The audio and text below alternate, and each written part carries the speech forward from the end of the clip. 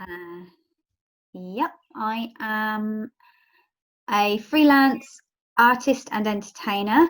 I do a range of different things from acting, face painting, voiceover, and circus skills as well. What do I think about most? Probably work, to be honest. But work to me is fun things like acting and roller skating and aerial and things like that. I think about my friends and family as well a lot, um, especially right now because I miss everybody. And I think about food a lot. I like food. Mindset. To me, it's kind of like a zone that your head is in. Um, Obviously not physically, but mentally.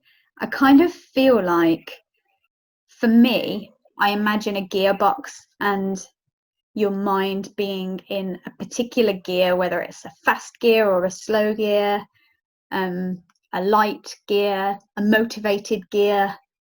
Yeah, that's kind of what it, yeah, I think. I think it depends. Um, I think it really changes depending on what's going on in my life and just depending on how I wake up that day and how many things I have to do, what kind of deadlines I have, what kind of projects I'm involved with, um, what things I have to look forward to that day or week or month. Um, yeah, I think it fluctuates a lot between a kind of like a really productive, positive mindset, and then sometimes like a much lower, kind of slower, more overwhelmed kind of space, especially if I spread myself too thinly. Oh, that's such a big question. I feel like when I was a kid, I was always such a positive, bubbly little bean. That was like my default. Now obviously everyone has bad days, but I remember mostly being happy. And then I think my thoughts have, like, the way I'm inclined to think has changed a bit since, sounds really silly, but just since bad things have happened in life. Like, I failed a college course that I really wanted to succeed in because I spread myself too thinly. So I had a couple of part-time jobs. The college was in a completely different town from where I lived, so a lot of traveling. And it was just a case of written deadlines, not just my general standard of work. And when I failed, that completely changed. I think it like changed my makeup because that was the first time that I experienced depression. Um, and now I think, like later on in life, I've wavered a lot between very positive and then a lot lower. So yeah. Mm, I think it's hard to tell sometimes what other people's mindsets are exactly. I find it quite complicated to understand my own half the time.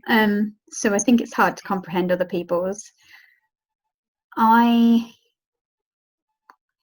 think perhaps some people are just a lot less complicated than I am. Like, I look at some people that are quite close to me and they just have a really kind of relaxed mindset. A kind of like, if they can't control it, it's not their problem sort of thing. Um, but I find that a difficult question to ask because I'm just not sure. I think that some people have very, I have a really good friend that has a very um, pessimistic outlook, and he definitely focuses a lot on the negatives. And I think that if I experienced his world on a daily basis in terms of his thoughts, I wouldn't want to leave the house, and my world would be really dark. And I think that different people have, perhaps they don't have as many gears in their gearbox. I think, I don't know.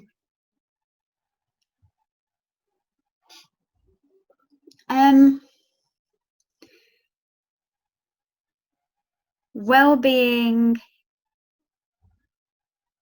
and health. I feel like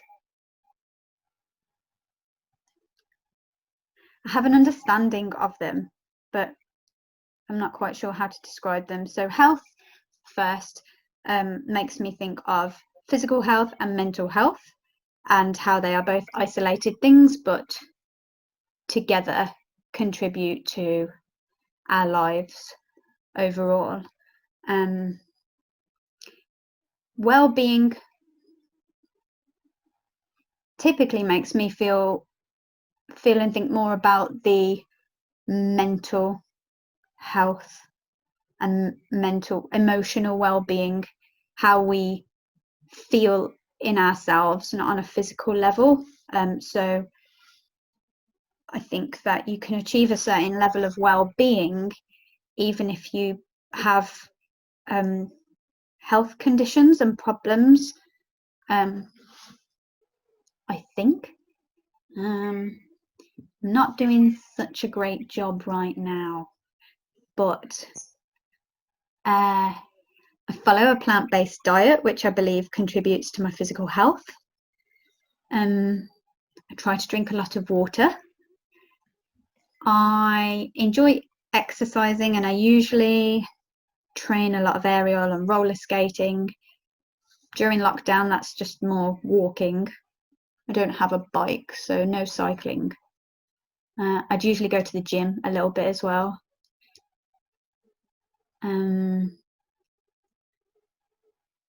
But just communicating with people as well, I think helps me stay healthy.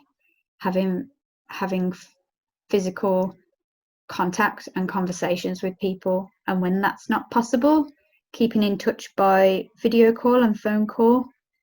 And I've been replacing some of the training that I do with like online classes at home as well. I think that just about sums everything up. The word strength immediately makes me think of like really big muscles, like as a stereotypical image, but behind that, strength of character and then resilience, like the ability to overcome difficulty, get through it.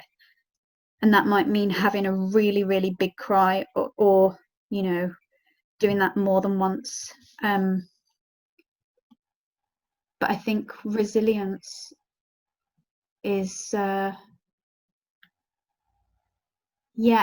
of like coping, and I never really understood the term coping until I was really, really sick. And I remember crying a lot to this psychologist when I was an inpatient in a hospital because I was very, very ill. And she said, "What's upsetting you the most at the moment?" And I said, "I can't cope. I just can't cope with all this." And she said, "But you are coping." And I was like, "But I'm crying all the time." And she said, "But that's how you're coping." And I didn't really understand. I thought coping was not even remotely being affected by something negative that was happening to you. But I think that was really what's the word I'm searching for? A really naive idea of coping. And I think that my idea of coping and resilience are very much similar. I think that resilience is being uncomfortable, or in an uncomfortable situation, however mild or major, whether it's physically uncomfortable or emotionally or mentally, and kind of developing from that experience, whether you're aware of it or not. I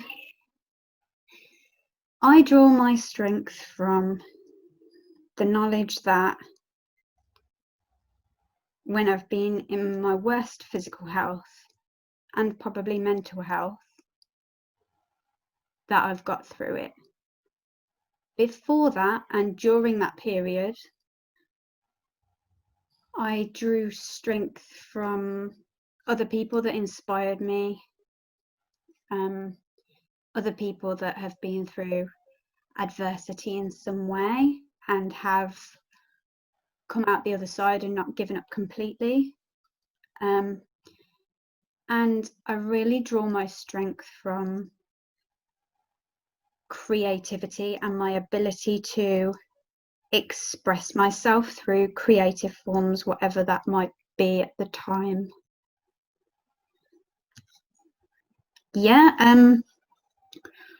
so I think there are, how much can I say here? My upbringing wasn't easy, and there is a lot of addiction in the family. And I think that to get through that at an adolescent level without any kind of temptation or kind of inclination to get involved with that on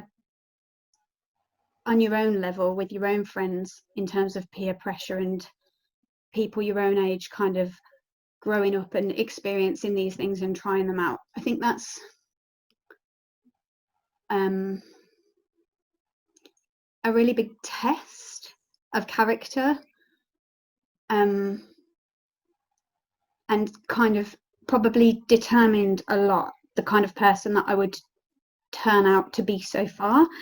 And then I've always been quite ambitious and daring, and I got to this one point in life where I was like, I'm not doing any more customer service jobs and trying to make art and performance happen on the side anymore, because it just doesn't balance. I'm not getting enough fulfillment because I always feel held back by regular jobs and survival jobs.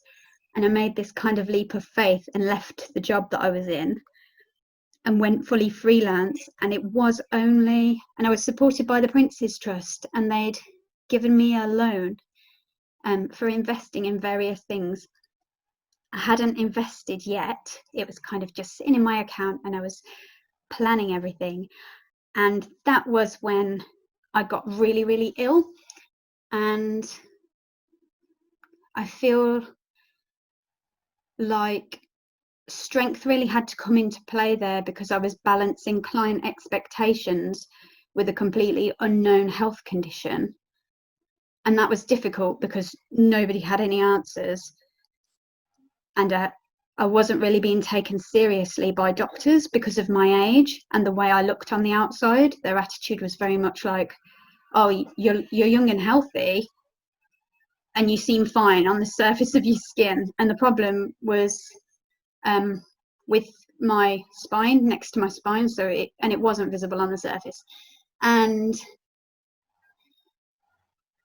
so eventually I was diagnosed, and my first surgery was unsuccessful. And the first thing was, it was a health condition that when I did my research, people my age just didn't get. According to case studies that I looked at, it's more a kind of a juvenile thing that is diagnosed in young children or much older people that are kind of closer to retirement age.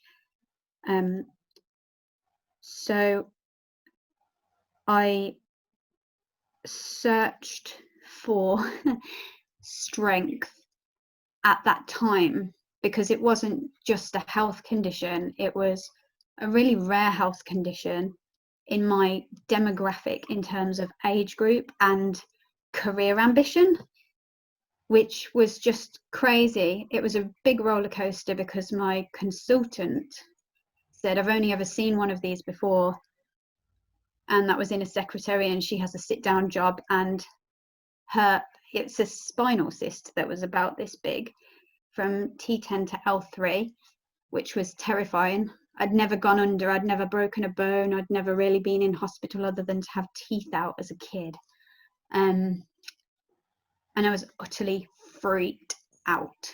And he just didn't know what the outcome was going to be, and no one did. And again, I think it was my art really that got me through, and I wasn't even that good at face painting, but I got somebody to bring in my face paints, and I was face painting myself in the hospital when I was an inpatient for 2 months, and just I felt so silly on the one part, but then on the other it's kind of like no one's there to question how you cope and how you help yourself. The medical professionals are there to help you on that level, and then it's your choice as to where you seek whatever kind of juices and fuels will build that resilience eventually as you get through the experience. Yeah, and it took 9 months of being severely ill from the first surgery to another 2 surgeries after that. And I just think it was like the darkest chapter I've ever had to go through in my entire life. But interestingly, I said before to people that I wouldn't change it because it taught me a lot about myself, and it taught me what I can handle, physical pain, and like it put things into perspective. So yeah, this is a long answer, sorry, but it really does help me to place my life problems in appropriately sized boxes when trying to deal with them, I think. Yes, I do, but I don't know how to say how.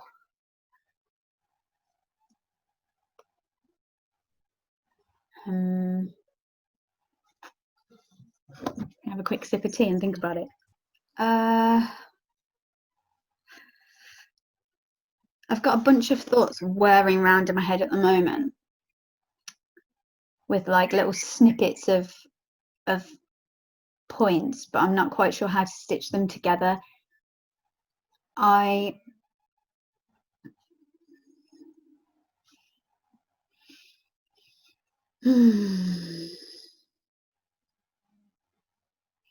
think that with everything that you've asked about or that we've talked about, balance is really, really essential.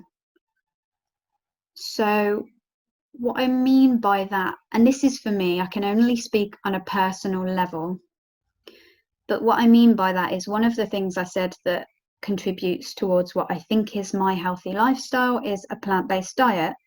But at points during my health roller coaster, it was questioned,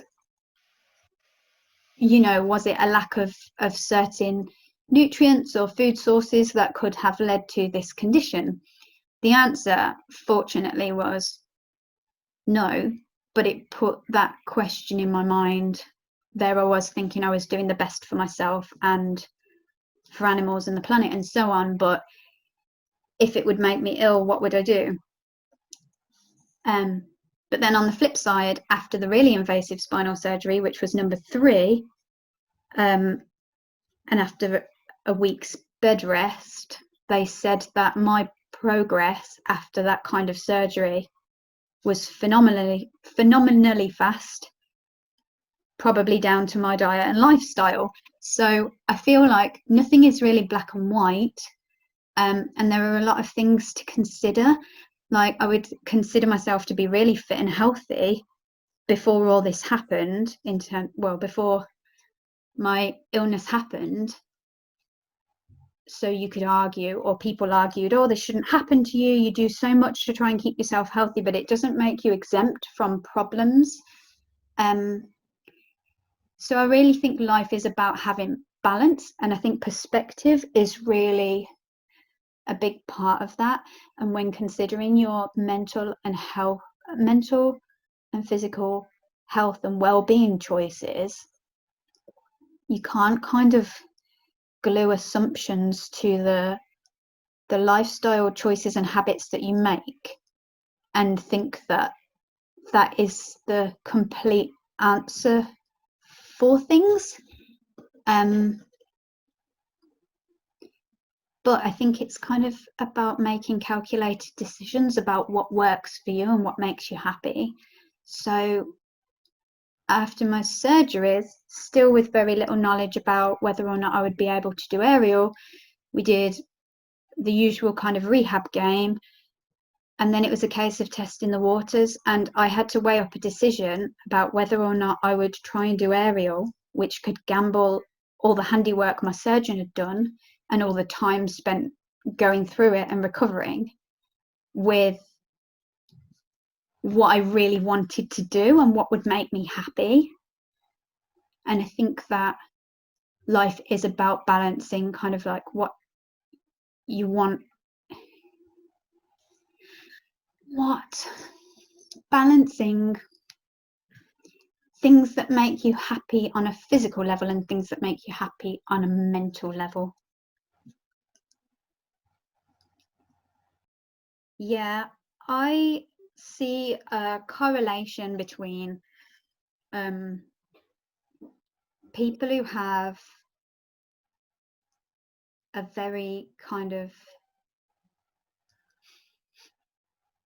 I see correlations between people whose mindsets are very productive and proactive a lot of the time. So if their head seems to be in that kind of like solid work ethic gear, then they tend to be quite resilient because they are very active, very the kind of people I'm thinking of are like aerial tutors, self-employed people, often freelance, people that work in communities but have to do a lot of individual work themselves.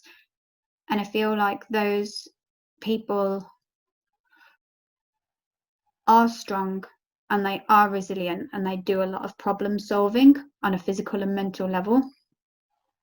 And those are the sorts of people that I am seeing campaigning for things they believe in, spreading awareness about issues that other people might not know about, educating people on topics, and also who are not afraid to write about their own experiences. So one woman springs to mind. She's really inspirational to a lot of people in terms of her physical abilities in circus. She performs it, she shares it with people and teaches it. And on the surface, it often looks like she's just smashing every goal she has and doing a really fantastic job. And then she will post about how actually she's hit a day where it's what's the point mode, and kind of struggling over those mental hurdles and so on. And that's reflected across the board with a lot of what I would regard as my community, which is a lot of the arts crowd and arts circle in and around Birmingham and the West Midlands, but stretching kind of further than that. Yeah. When you first said it, my initial thought was about the people who live in the houses opposite the window I'm looking out of. And I don't really know them. So I did automatically interpret it to be my own community of fabulous artistic connections. And that does spread worldwide, which I'm really thankful for. I think I see a lot of resilience because, especially in circus, I mean, injuries are just unavoidable most of the time. You can train to the best of your ability. You can warm up, you can cool down, you can drink the right amount of water, or what you think is the right amount of water, and eat bananas, or do whatever you do to try and prevent cramps, or, you know. But it is a risky business by the nature of the disciplines. And yeah, I think resilience definitely comes about when you're having to rehab and overcome an injury or that kind of thing. And I'm seeing a lot of resilience and strength right now, because a lot of the people like me who have a business or a trade in the arts that would primarily function at live events or behind the scenes at live events cannot go ahead with their usual routine. What routine? But you know what I mean, their usual practice. And so people are adapting, and that's fantastic. And what is really incredible to see is a lot of the people that I know and have worked with are doing crazy things, staying up all night sewing masks and scrubs, making 3D printed visors and whatnot. And they immediately a lot of them are turning their focus to where the help needs to be and donating their time, which is funny because as creatives, a lot of us are asked to donate our time, and we're so used to resisting it. But when it's needed, genuinely needed, a lot of people are just jumping at the opportunity to lend a hand and help wherever they can, and it's just really nice to see.